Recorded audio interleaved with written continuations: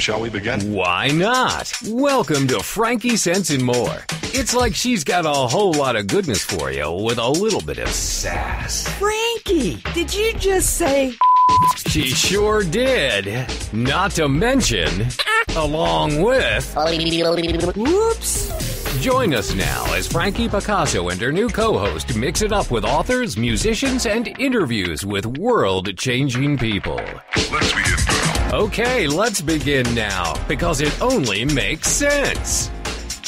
Well, hello there, and welcome to Frankie Sense and More. How are you? Wow. How is everybody?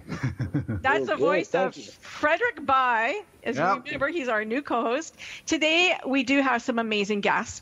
We have Southern indie author Mary Moroney. She's with us. We have British singer, songwriter, musician Romeo Crow. He's joining us from across the pond, as they say. And a little bit later, Lee Day. She's a pet entertainer, and she'll be joining us, as I said, later in the show. But first, Fred.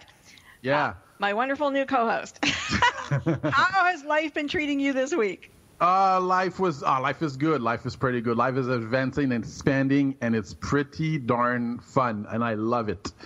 If you guys haven't heard of Frederick Bai, he has his own podcast. It's called Creative Magic Unchained, and I suggest you go check him out because he's lots of fun. But first, some good news. Listeners, we want some good news. We do. Yeah, I do. I just want to set you up if I can. We have longtime listeners know this, but new ones don't, that this show is loosely aligned with United Nations global goals because they have those wonderful 18 goals that they want to make sure are implemented by 2030, and we want to make sure that they get those things done too. So, Fred. Yes. In honor of that, tell us. Life below water. That's one of the global goals. And there was this amazing story this week. The title is Green Sea Turtles of Florida and Mexico No Longer Endangered. That's right. Years of coordinated conservation efforts have paid off for the green sea turtle populations in Florida and the Pacific coast of Mexico. The Fish and Wildlife Service announced the good news that the turtle species has fared so well they will no longer be considered an endangered species. And there are now 2,250 nesting females in Florida alone, up from just a handful in 1978. And officials have reclassified the status of those two breeding populations as threatened rather than endangered, and credits stronger protection of nesting beaches, reduction of bycatch by fishing fleets, and prohibitions on the direct harvest of sea turtles for the surge in numbers. So that's pretty fun. That's very cool. Impressive. That's very impressive. Finally we have animals that are coming back instead of going away. Yeah. That's awesome. We've had too many endangered animals right now on that list, and so we all need to make a conscientious effort to make sure that doesn't happen. Up next, Mary Moroney. She's with us. She's a Southern indie author. She has just released her second novel, Done Growed Up. It's the second in a trilogy about the Mackey family. And if you're fortunate enough to read Apron Strings, Mary's first book in the series, she developed some fascinating characters who are complicated, dysfunctional, and also completely lovable. It is fiction. It's a trilogy. It's based on some, she says, hard truths of living in the South in the late 50s and early 60s, and is filled with soul-searching stories to which we can all relate. And I believe that to be true. What a fantastic novel Done Growed Up and April Strings was. Mary's own life reads like fiction. She's one of 6 children. She was born and raised in Charlottesville, Virginia, mainly by her family's black maid. And at one time, she lived in this, I guess, Charlottesville was segregated. It was, the Jim Crow laws were enforced. You couldn't drink from the same water fountain or sit in the same bus or even eat in the same restaurant. Everybody was segregated. Schools were segregated. She's also the mother of 4 children. She's been married 4 times before she was 35. And this is very impressive. She completed her Bachelor of Arts in English degree, concentrated in creative writing at the University of Virginia when she was in her 40s. Wow. Today, she lives on a farm in Orange County, Virginia, with her husband of nearly 30 years, Ralph, with 2 Great Danes and 2 Guinea hens. And I must say that Ralph was an Irish import. We got to hear more about that. Irish import. Mary. Wow. Lots of living. Wow. Gosh, listening to you tell about my life makes me sound interesting. You are interesting. You are interesting. And I'm going to say something. I'm going to say, in the best of ways, you're a fraud. You're a self-help book disguised as fiction. Oh, my God. Well, that is true. That is true. I'm sorry you've outed me, though. I love that, though. It's so great. What inspired you? Mm-hmm. What inspired you to write the book? What inspired me? Life. Yeah. I have. I've had such a. Well, actually, if I actually wrote down my life, nobody'd believe it. So I didn't. I wrote down a pretend one, which was more believable. Was it pretend, or was it based on your life? Well, there were all that stuff that you just rambled off about me.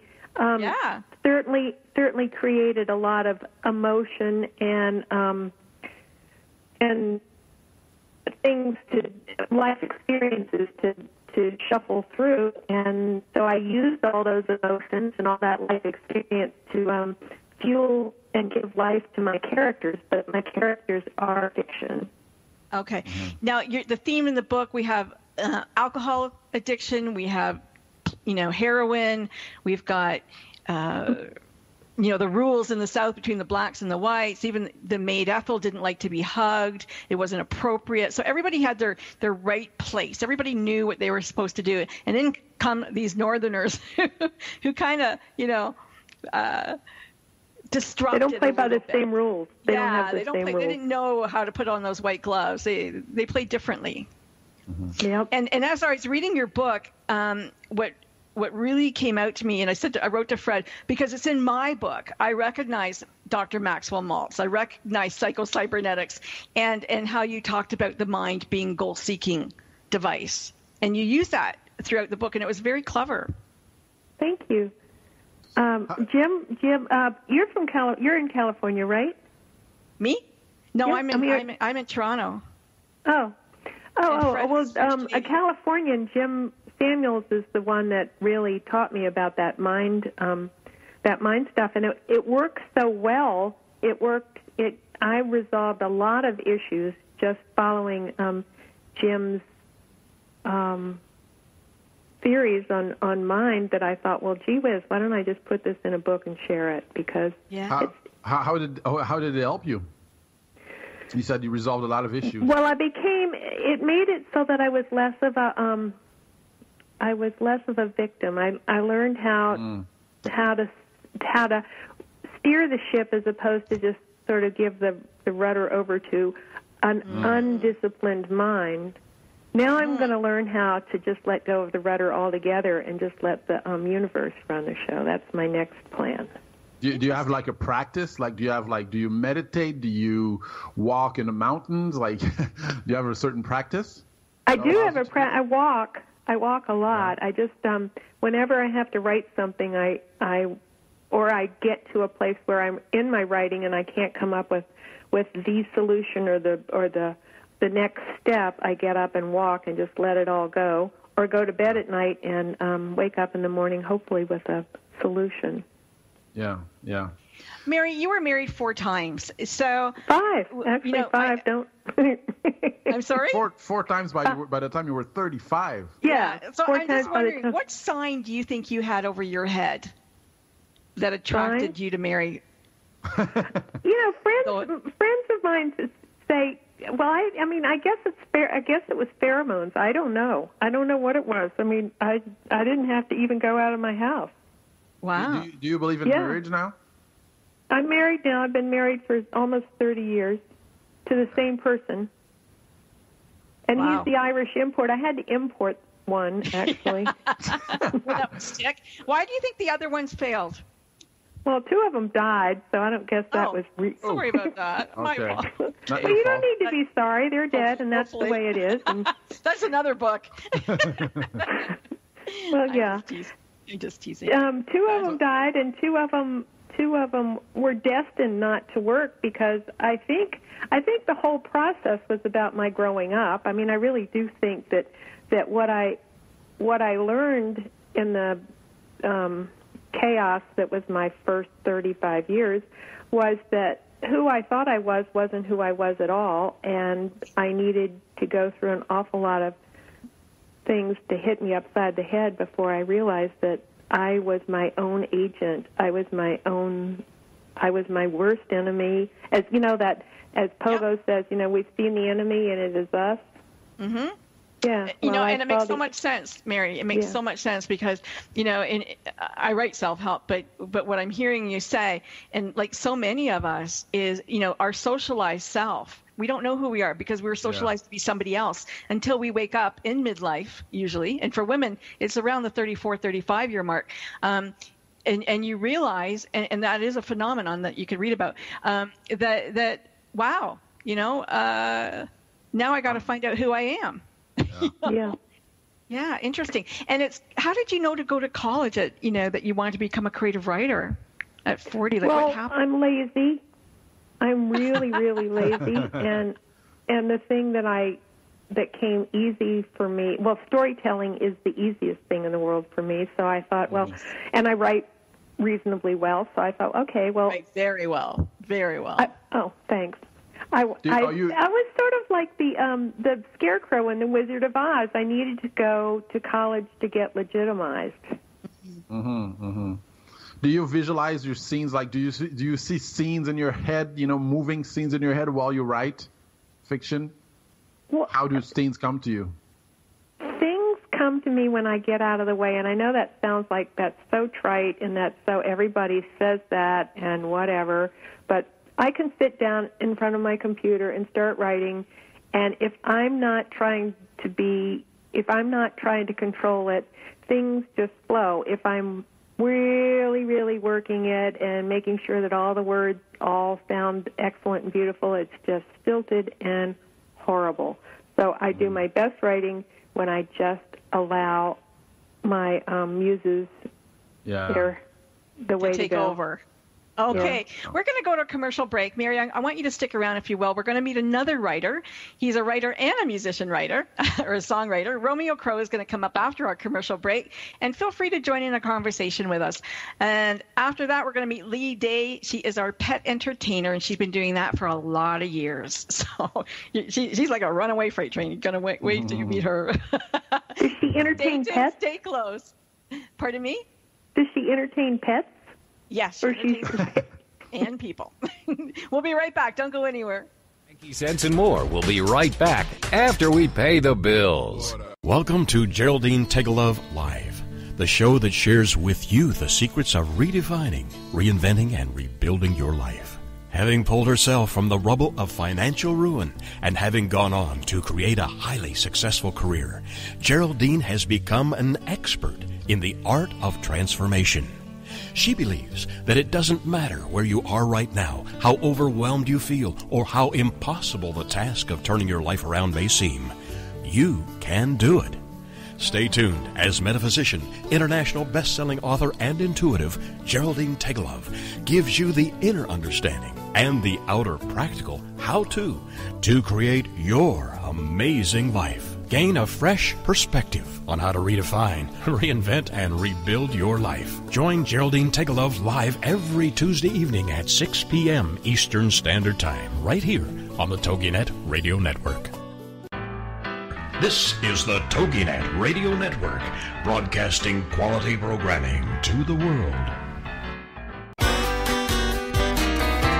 It's words you never heard. If you have a lot of spizzerinctum or the will to win, and you have a strong desire to be a part of your favorite sports team, the National Hockey League might be for you. Did you know that if both goalies on an NHL hockey team are injured, anyone at the game is eligible to step in and play the part? Teams have resorted to using their coaches, team owners, and even their web designers to fill in for injured goalies. It's as simple as slipping into your breezers or hockey pants. The original hockey puck was made out of frozen cow dung. The fastest puck shot on record was clocked at 114 miles per hour.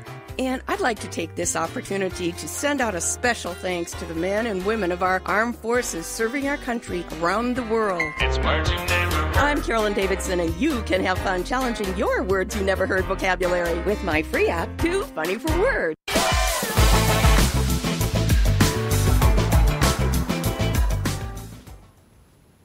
Okay, and we're back, and thanks for sticking around. We're so glad that you did. The gang's all here. Mary Moroney's still here. Romeo Crow's coming up. Fred By, I'm here. my co-host, is here. And Romeo Crow is a family man. That first, I think, because I think he's very proud of that. He's a songwriter, a musician, photographer, filmmaker, writer, presenter, teacher. He loves to inspire, entertain, and educate people, as he says, preferably all at the same time. Are you a Gemini? He's a Chinese martial artist and a music promoter. Romeo, welcome. Welcome. Good evening, good morning, good day. I'm so confused in this part of the world. So, yeah, it's afternoon, your evening. right? Lunchtime. Your evening. Yeah. Sorry, So are you a Gemini? Tell us. I'm afraid not, buddy. No, I'm a Virgo. Oh, which means really? I've got an annoying attention to some details, which drives my wife nuts. Yes. Man, I listened to your music. I listened to the music you sent us, and man, it's real feel good music. I love it. Honestly, thank you, dude. Yeah. You know why it's feel good, Fred? Because he writes it among his daughter's toys. That's what he said. Hey man, what do you enjoy writing most? You know what I mean? Like, what do you enjoy writing most, and what do you hate writing most, too? Ooh, so in terms of, like, are we talking just music? In terms of, okay, cool. I guess naturally I kind of tend to lean. I'm a guitar player first and foremost, not a particularly good one, but that's kind of my first instrument. And so I would tend to lean towards kind of riff-based stuff from the era that I really like, sort of bands I really like. So you're talking kind of Led Zeppelin and the early classic rock and blues rock and funk rock stuff. So it will usually have a bit of a riff in, and, you know, I'm playing around with that, and that's something that I'm really digging, and that's really cool.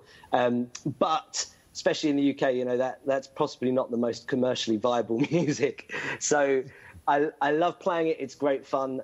But certainly there's a I don't want to say a simplicity to it, because maybe for other people it's more difficult. But for me, it comes quite easy to come up with a riff or what have you. For me, the challenge is to come up with something deeper. Yeah. I used to be in music promotion, and over 1 year we had Herman's Hermits come, and I was listening to one of the songs. It might be from an older CD on YouTube, and I heard that in there. I heard a little bit of the early British, influence. Would you say that's true? Yeah, 100%. 100%. Yeah. I mean, I don't do anything new or unique as far as I'm concerned. I just kind of build on what loads of guys have done before, and if you take it right back, it's basically the blues. My brother always laughs when I say that. All rock comes from the blues, right? Everything comes from the blues. But it is. It's all in there. Now, Romeo, hi, it's Mary. Sorry, go ahead, Mary. Hey, Mary, how you doing? Good. How are you? I want to know whether do you write songs with words? Yes. Yeah. What do you write first? Do you write the music first, or the song, or does the words come first, or how does that work? Generally, probably more times than not, it's music first, but I do write, and I'm trying to push myself to write lyrics first in some cases. But really, obviously I think we're all creative people here. I mean, everybody, let's be fair, everybody's a creative person. If an idea comes. It could be a phrase, it could be a tune, it could be a scene in a story or a film, and it's usually at about 3 a.m. when you're trying to sleep. But when it comes... you just kind of grab it and say, thank you for that idea, let me run with that. Well, let me ask you this. Do either of you walk around with a little journal for, you're out in public and you hear a little line and you go, got to write that down? My handwriting is so bad that I wouldn't be able to read it back, so I use my phone, but yes. Yes, I'm the same way, Romeo. I can't read my writing. I write like a doctor, and I have to use a recorder for everything. It's so funny. Not me. Oh, man, I have to write. Oh, no. Okay, what are you? What's your sign then? Me? I never asked you. Scorpio. Oh, yeah, you're so cute. Look at those eyes. Scorpio have a bad reputation. I don't know why. Jeez. It's so funny. What's your sign? Romeo, you do Wait, let's find out what what's Mary? What sign are you, Mary? I'm a Cancer. Really? Wow. I'm the Gemini here. I can't believe it. That's so funny. I'm on the cusp of Gemini and Cancer. So you're like around the 24th? Third. Okay. Sorry to cut you off there, Freddie, but Romeo came bearing gifts, and I want to make sure that we get those in. You have 6 free songs that you are offering folks if they go to your romeocrow.com website. You can sign up, and you can download those 6 free songs right now. You can do it right now. Go do it. It's kind of fun. And you also brought 2 exclusive songs with you. They've never been heard anywhere before outside of your members club. You have a members fan club on your site that people can join. They can pay a monthly stipend and support your music and these exclusive songs. And so we're going to play a little bit from both, because I don't think we can afford all the time to play both in full. But I want to play a little bit from both because one is a little bit more upbeat than the other. You want to tell us about them? We'll play one and then we'll talk about. Okay, yeah, cool, go. That's awesome. So tell us, which one would you like to stick sorry, excuse me. Oh, which one? Oh, blimey. The upbeat one. Let's start with the upbeat one before I kill everybody. Yes. Okay. Yeah, the upbeat one is really good. Yeah, it is. Okay, can you play that for us, Ben, please, for the weekend? We'll do like maybe. Well, we'll see after the. We'll see what happens after the bridge and stuff. Needs more cowbell.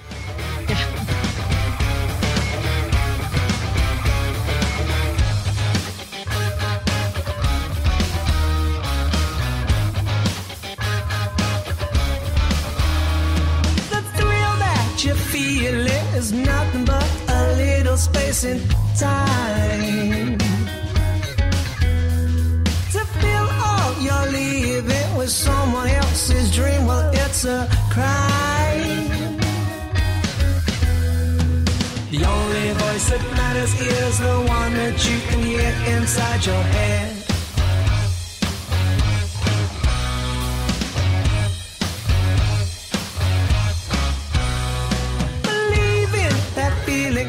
You get when your time goes for a ride. Put your trust in what you do, and it makes everything connected up inside. The only voice that matters is the one that you can hear inside your head. There we go for the weekend. Who's playing the drums? Is it a machine, or you have a real?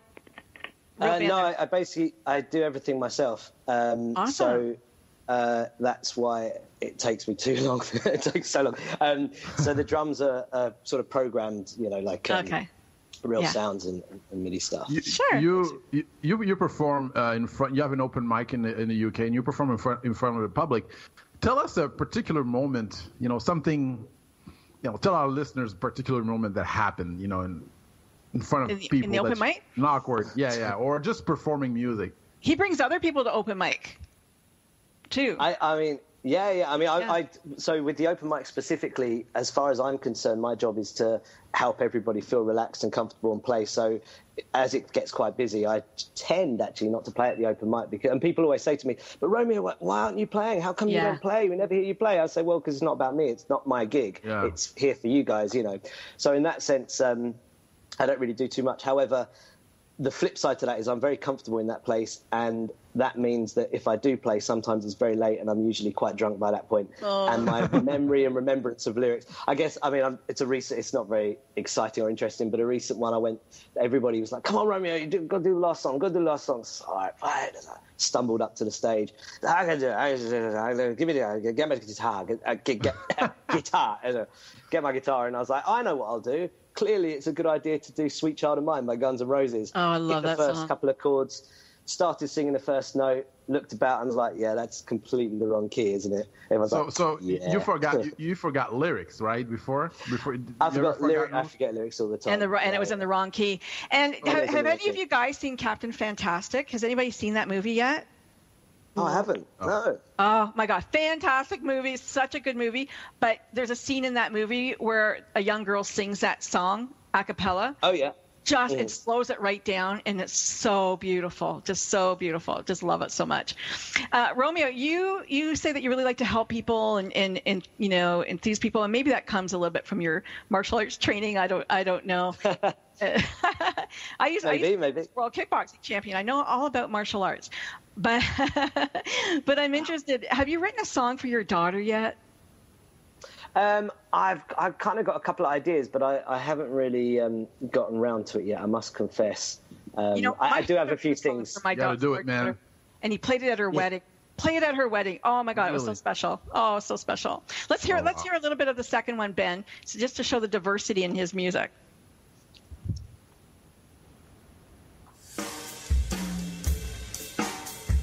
And this is called Your Eyes Don't Lie.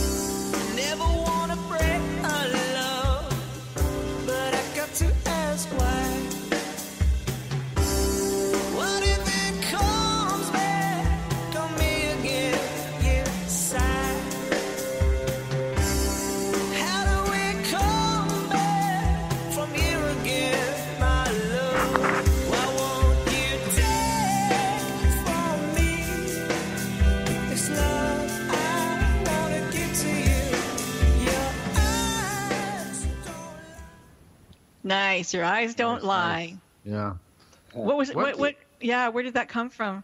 Mm-hmm. It was. Speaking, you asked Mary earlier about whether she sees scenes in her head when she's writing them and whatnot. And I love film. I love writing as well. And it was that kind of, I guess, the boy meets girl, boy loses girl scene in a film. You know, the kind of music that would be happening, and you got the montage, and everybody's crying, and you think, oh my God, they never get back together again. And you clearly know they will, because there's another 30 minutes of the film left. It's that kind of, it was just that kind of thing. And I was kind of with that view, really. Okay, well, we're going to go to another commercial break when we get back. Mary, do you play an instrument? No, I want to, but I don't. You want to? Maybe that's in your second, third, fourth, fifth career. Yeah, maybe. Don't go anywhere, folks. We're coming right back. The gang's going to still be here when you get back, and we're going to meet Lee Day in a little while, too. We're just getting warmed up. Frankie Sense and More will be right back after we pay the bills. It's the Fitness Minute with fitness expert Annette Hammond. A study from UNC found that most of us eat nearly 600 calories a day, roughly a third of our food, in snacks rather than meals. Snacking on low-calorie, wholesome foods in between meals is a good thing and helps keep hunger away so you don't overeat.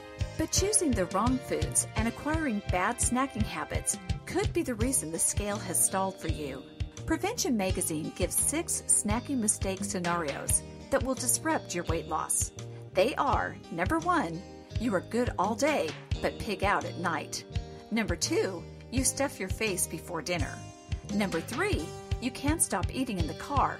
Number 4, you work at home. Number 5, you graze at the office. And number 6, your kids' snack habits are contagious. Remember, smart snacking is the key to weight loss. It's words you never heard. If you have a lot of spizzerinctum or the will to win, and you have a strong desire to be a part of your favorite sports team, the National Hockey League might be for you. Did you know that if both goalies on an NHL hockey team are injured, anyone at the game is eligible to step in and play the part? Teams have resorted to using their coaches, team owners, and even their web designers to fill in for injured goalies. It's as simple as slipping into your breezers or hockey pants. The original hockey puck was made out of frozen cow dung. The fastest puck shot on record was clocked at 114 miles per hour.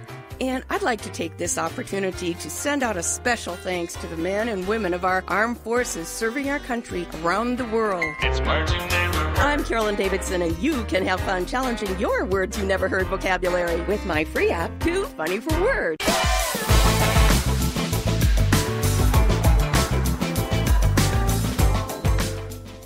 And we're back. Back. Frankie Sense and More. Fred Bai is here. Romeo Crow is here. And, of course, Mary Moroney is still with us, too. And upcoming will be Lee Day, the pet entertainer.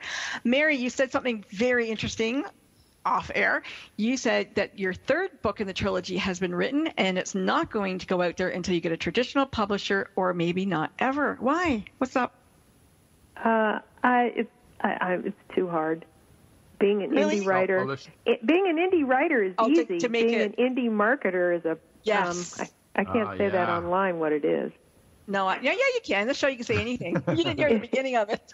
It's a pain in the ass. Yeah, you can say that. Yeah, it's a pain in the ass. Why is that a pain in the ass? I mean, what part do you dislike the most in marketing?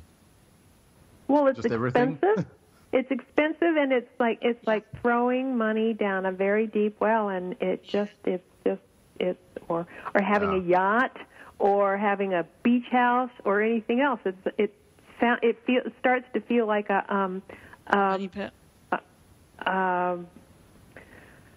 expensive hobby, and this isn't a hobby. I really, really, really want to touch people's lives, and touching people's lives in the hundreds is okay, but really, I'd like to touch. I don't know if it's the same thing in music, Romeo, but it seems to me that, like, in writing, if you want to be an indie writer, you kind of have to. It's like 20% writing and 80% marketing. It's like I think you're being too fair on the creative side. Oh, really? Eh? It's probably more like 95-5 or something in terms of the time. I mean, it's the situation. I'm not going to bore everybody with the whole situation in music. I'm sure most people know that the industry is halved in value in the last kind of 10, 15 years.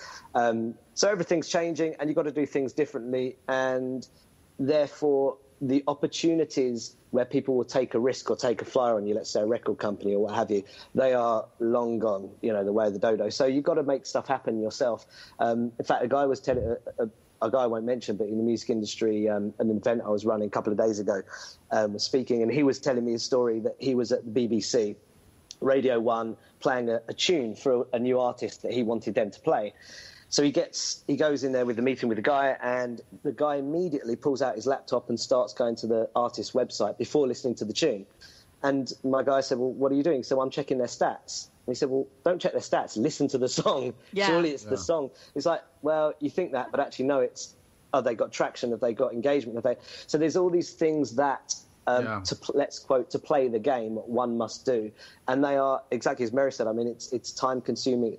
If you've got the money, it's a money pit. If you don't have the money, it's a time suck and a time drain. That said, it does mean, and I very much have a lot of messages and conversations with fans and people all over the world, which I absolutely love, because it's one-on-one contact with people. It's not, somebody else on my behalf and whatnot. So from that point of view, it's brilliant, because I get to speak to a lot of people. But yeah, it's a huge amount of work, and I believe that that's one of the main reasons that holds up a lot of creative people. Absolutely, or even it does. People from launching their own business or products, whatever it is. It's a lot of work and perseverance. You hear that in a lot of, but you hear that so much. Yeah, you hear that like in coaching. Coaches are good coaches, but they're not great marketers.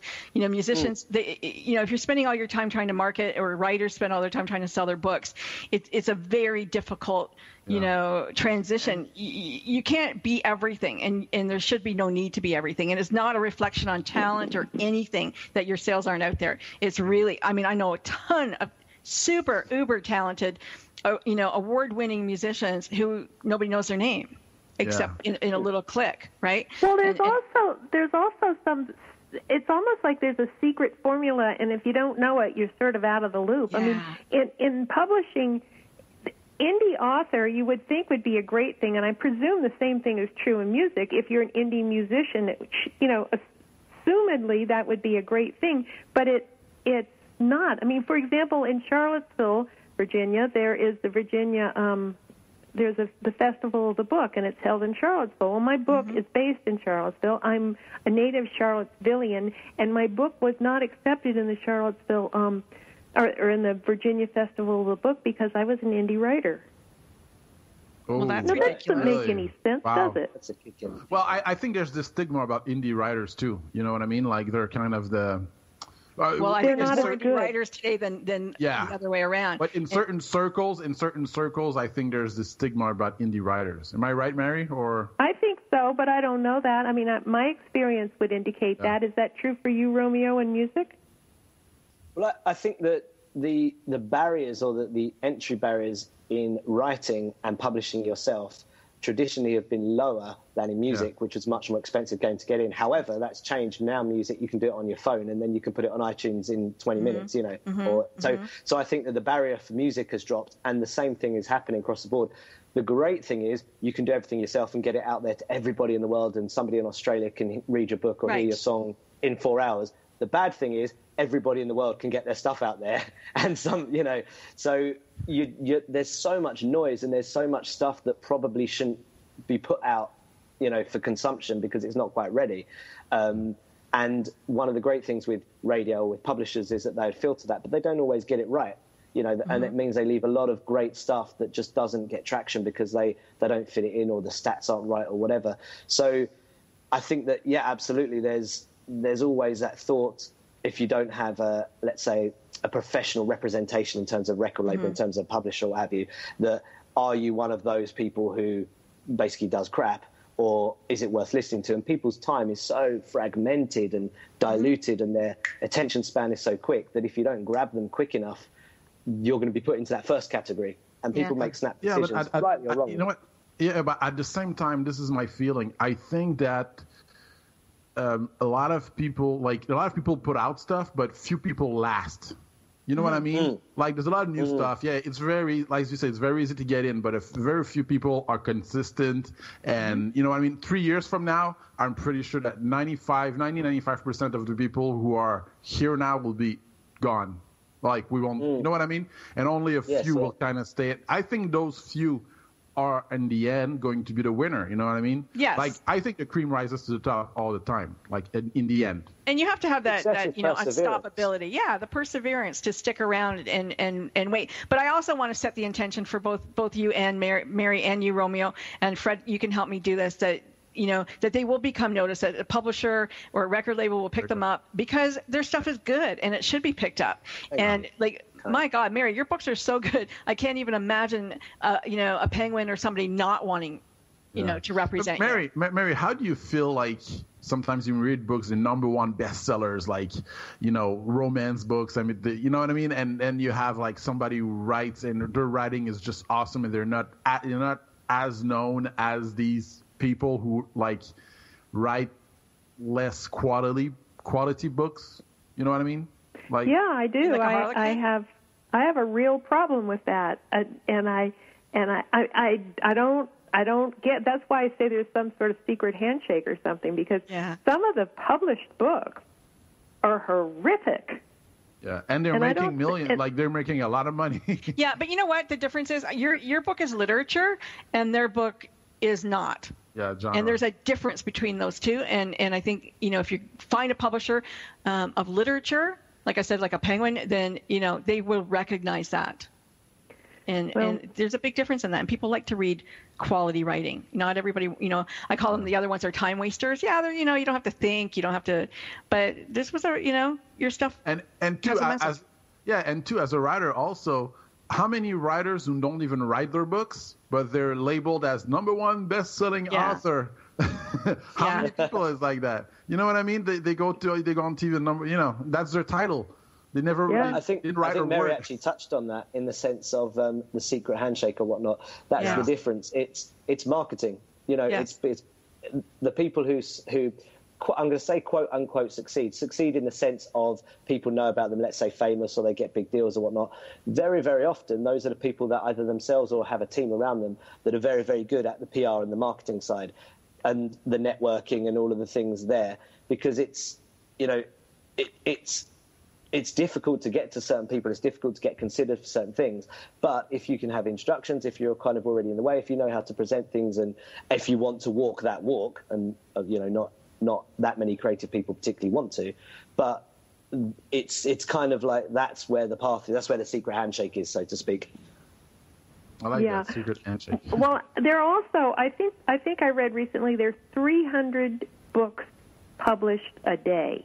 Wow. Yeah. That's a lot of book out there, and that's a huge thing to rise up to the top end, because I can understand why agents and publishers are selective, and because it's overwhelming. I can't imagine what it must be like to have that sort of volume coming at you. So I get that. Both of you are leaving legacies. You're leaving legacies that are going to last on this planet, and I think that's really exciting. If you can look at it from that perspective, it's pretty cool. Amen. Can I have that on tape so I can give it to you? It is on tape. Yeah, it is on tape. You'll be able to listen to it over and over again. Over and over again. I'm going to tell him. I'm going to just that little loop. I'm going to say, look, guys, see, I've been telling you for years. That's right. Yeah. Exactly. Like that. That's what's so brilliant about it. Really. So sometimes it's. I think it's unfair for indies in that now their book covers have to be the same quality as the published, the people authors written by traditional publishers. Yeah. If you want to compete in that game, yes, absolutely. Because really the readers, they don't care. They don't know the publishers. They just look at the book. You know what I mean? Well, we are attracted to a cover, and but that's why there's Fiverr. You can go to Fiverr and you can get something really wonderful done if you have to, or India or someplace like that. You used to go to Elance, and now it's become something different. But there's a lot of talent out there, a lot of talented people out there who are happy to make book covers, and that's the thing. We all have to support one another in as indies, to make stuff happen. Even you and I are indies, Fred. Yeah, absolutely. Oh yeah. I like being indie because I like being indie because any big company now, like Apple or whatever, they're indies. They're just big indies now. That's how I see it. Anyway. Yeah. Exactly. Yeah. Just grew. I like that view. What? Well, I don't want to come across as a grump. I mean, I'm not complaining so much as I'm just tired of it. I hear you. I'd much rather write than market. Oh, of course. Of course yeah. Yeah. I don't think any creative person. I don't think that any creative person doesn't think that way. No. It's the bad side. You know what I mean? It's the side that you have to do because got to get out there. Well, we're going to go to another commercial break. Sorry. And when we get back, Lee Day is joining us. She is the pet entertainer, and you're going to want to get ready. Fasten down the hatches. Lee's going to be in the house. And I say that with a lot of love. I do. But she has an upcoming show, and we're going to want to hear about that. So it's pretty fun. All right. Okay? So don't go anywhere. Okay. Hold on. Everybody, fasten down the hatches. We're going to a break, and when we come back, Frankie Sense and More will be right back after we pay the bills. If you could live your life truly standing in a place of peace, joy, and abundance, wouldn't that make your heart soar? Now you can, with Lessons in Joyful Living, with your host, Kimberly Rinaldi, Mondays at noon Central. Kimberly Rinaldi, having created a highly successful coaching practice, now teaches Lessons in Joyful Living. She believes in empowering others and that through it, you have the ability to break through any and all barriers, thus allowing you to reach your greatest potential and joyfully step into your life's purpose. What used to take weeks, months, or even years, she can now teach you in a matter of hours with her programs. For more on Kim and her show, go to her website, KimberlyRinaldi.com. That's RINALDI.com. Then join us for Lessons in Joyful Living with your host, Kimberly Rinaldi.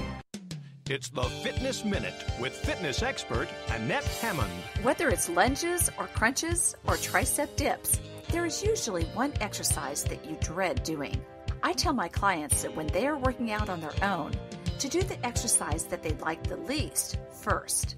I have several women clients who really want to shape up their lower body, but they despise lunges or squats in any form. So we always do those exercises at the beginning of the workout when they have more energy and enthusiasm. By waiting until the end of the exercise session, especially if they're working out on their own, it is too easy to cut the workout short and not do those important exercises.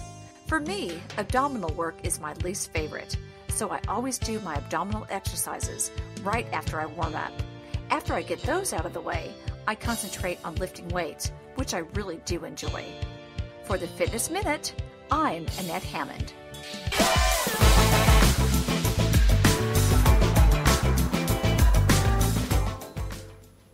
And we're back, and I promised you that Lee Day, the petritainer, would be with us, and she is. Lee provides services not performed by any other entertainer in the world. She's combined two of her most intense passions, show business and pets, into a business that has endured for 15 years. She does things that are unique and different. She offers weddings for your pets. She's even married lobsters. She offers bar mitzvahs, dates, romantic dates for your for your dogs, weddings for horses and penguins, and the list goes on. But she's also a singer, actress, comedian, and dancer, and she attended animal grooming school. And I think you groomed for a lot of. You may as well tell us, Lee. Who did you groom for? You groomed for some famous celebrities. Sinatra, Mary Tyler Moore, Lauren Bacall, and what I do is I go into your home and I sing Broadway show tunes to your pet while giving them a haircut. And this way you can be by your pet's side. And that to me is very important, more important than going into a grooming shop where you can't be with your pet. And if they don't let you in with your to see what's happening with your pet, you turn around and you walk out of there because there's something wrong. So, and I'm not too crazy about the grooming vans either. So I ended up doing this little unique thing for the four-leggers and even two-leggers on my own, because I don't just. So you have a special show coming up Saturday, September the 17th at the Metropolitan Room, and that's in New York City. It's in New York City. Mm-hmm. It's a 2 biscuit minimum, or that's $15, right. And all the proceeds. 2 biscuits. Proceeds go to Rowdy Girl Vegan Sanctuary. And you can bring your pets too. So bring your doggies or your kitties or your mouse or your rat or whatever pet you have, because I'm entertaining them as well as their parents. Their parents. So you some of the money, as I said, is going to Rowdy Girl Sanctuary. It's a vegan sanctuary, and the proceeds are going to go help Lily, a 14-month-old corgi who can't walk. Actually, it's just for Rowdy Girl.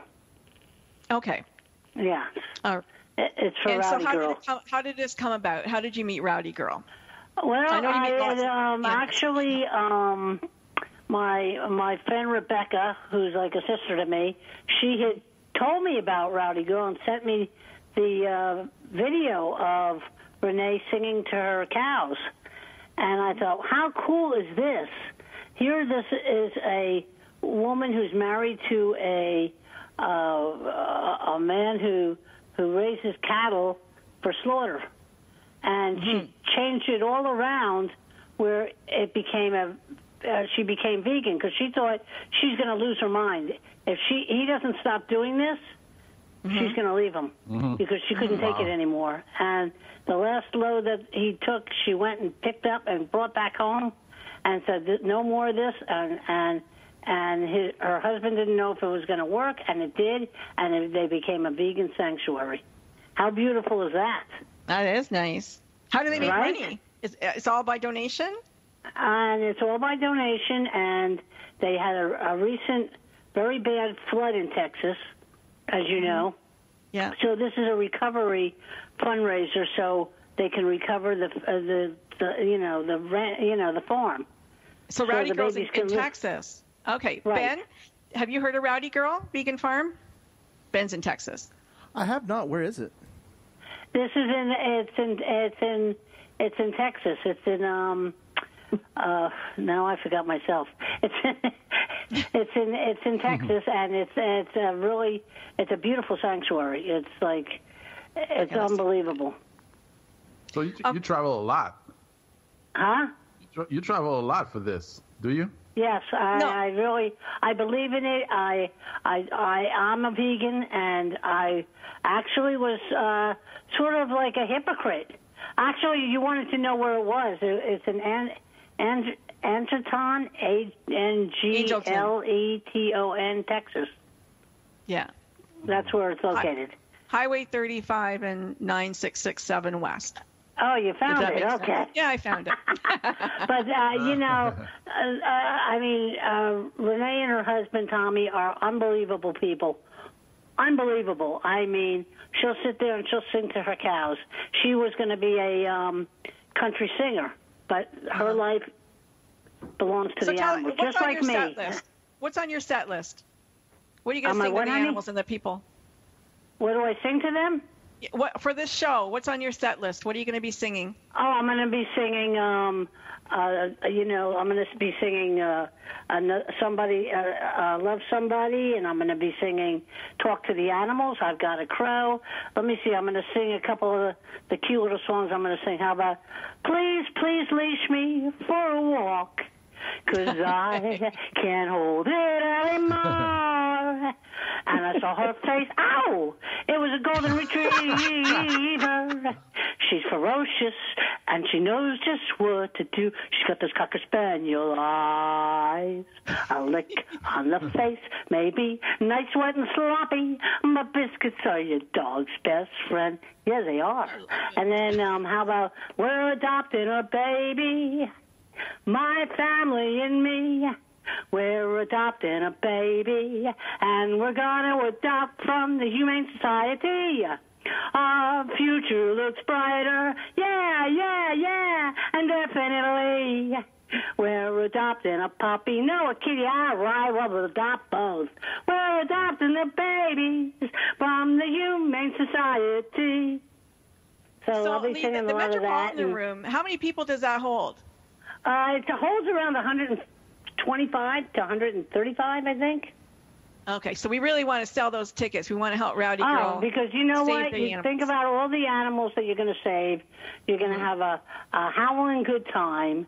You're going to be having fun, and your pets will be having fun, and it's a unique thing. It's not like there's nobody else that does what I do. I created this madness head because as a little girl, my mother had taken a picture of me playing a banjo to my neighbor's dog Blackie, and you see me if you go to my page Lee Day. Yeah, I've got it posted on our promo. Yeah. Yeah, and I said, oh my God, and I found that about 2 months ago in all the pictures I said I got to put this up. I said, I can't believe that was me. I said, oh, my God. I said, that's where it all started in Millburn, New Jersey. Okay, Fred, you want to ask her a question? No, I just want to ask, what good do you think it does to the pets when they hear you singing or when they hear music? Actually, you know, animals do respond to music, and they do understand it, and it does calm them down. And when I sing to them, when I'm giving them a haircut in their home, they're all upset, and then when I start singing, and they calm down. They know They can sense the love. They can sense the caring. It's just like people. They love music, right? Mary, our other guest, Lee, she's here. She has 2 Great Danes, and Hi, one of her Mary. Great Danes has a blog. Excuse me, honey, what? One of her Great Danes has a blog. Oh, Mary, I tell us love about it. his blog. I do too. He does too. But it's gone to his head. He's become quite a prima donna. I love it. Oh, and he has his own blog. Yes, he has his own blog. He blogs. I love it. He's got to go to my son's like page, Rabbi Otis. He actually stops animal abuse. And he was found in the Long Island Expressway. Everybody. I just want you to know that. Huh? Lee, I didn't hear you. I didn't hear you. What? No, I was just telling that Rabbi Otis is a dog that you found on the side of the road. Yes, Rabbi Otis is a dog, and he was found on the Long Island Expressway, and he was dumped like he was a piece of garbage at age 15. And he was blind, deaf, and he was like a little Maltese Lhasa mix. And they were going to put him down. And they gave him to me, and that's when his life started all over again. And he started to represent, to stop animal abuse all over the world. Well, good for Rabbi Otis. Yeah, I love that. Yeah. Where does your love for animals come from? Like, where does it come from, Lee? I just grew up loving them. I mean, my parents were not great animal lovers. I mean, it was just me. I don't know.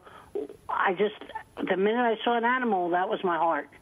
And I also what's your favorite love show animal? business because I grew up in Millburn, New Jersey, and my parents used to take me to the Paper Mill Playhouse in Millburn. And I literally grew up on that stage, waiting for Betsy Palmer, to befriended her, and Mitzi Gaynor, and all the celebrities. And then I used to go to Broadway shows. You know, my parents used to take me and my brother when we were little. Lee, Fred wanted to know, what's your favorite animal? I really don't have one. I love them all. Romeo, that's the whole do you have thing. a pet? I don't know. I couldn't tell you because I love them all the same. Lee, one of the things I do is knit sweaters for... I want to know, Romeo, do you have a pet? Unfortunately not. We can't have it in our little flat, but if we could, I'd definitely get a dog. My wife would get a cat, and they'd probably battle each other. What about you, Fred? You got a dog? Yeah, I have 2 cats, and we're going to get 2 dogs eventually. Nice. 2 or 3 dogs, yeah. We want 3 dogs. Even it up. From the Humane Society, rescue dogs, or did you want? Yeah, no. I like to have like 2 big ones for me and 2 small ones. Well, that's 4, but 2 small ones for my girlfriend, for my wife. Nice. Yeah, they're great. All animals are great. We've got 2 minutes to the end of the show. I just want to make sure that everybody gets mentioned here. Mary Moroney, your website is MaryMoroney.com, and that's Morony, moron with a Y. Mary Moron with a Y. Moron, yes. And Romeo Crow, your website again is RomeoCrow.com? Is that correct? It is. It is. It's crow like the bird, not like the Russell. Right. So no E on the end. Even though you sound like Russell, it is the bird. I wish I had half of his success. And I've seen some of his music as well. It's very good. Is it? Nice. And Lee Day, your website is? Lee Day, petentertainer.com. Great. And they can also go to my personal Facebook page and friend me, and then they can see more about the show, see Rowdy Girl, see Renee singing to the animals, and see all her beautiful animals there, her cows and her pigs and her horses. Very cute. The site is adorable. It really is. And we found out that Rowdy Girl is about 4 hours south of Houston. If anybody's in that area, you might want to go check out the sanctuary. And definitely, if you can remember, go check out Lee on September 17th at 1:30 p.m. in the afternoon. $15 tickets. No, that's at 1 o'clock. One o'clock, 2 biscuit minimum to get in with your pets, and your pets can come, and it's going to be a lot of fun, and all the proceeds are going to go to Rowdy Girl. So that is the end of our show today. Thank you guys so much. Thank you so much for having us on. Thank you for having us. Lots of fun today. Okay, and Freddie and I will be back next week with another Frankie Sense and more. Thank you so much, everyone. Fantastic. Thank you. Bye-bye. Bye-bye. Thanks for listening.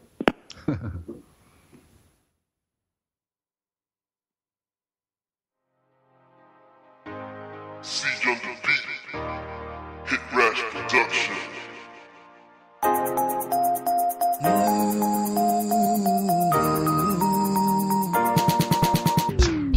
She not you, she the one way to turn.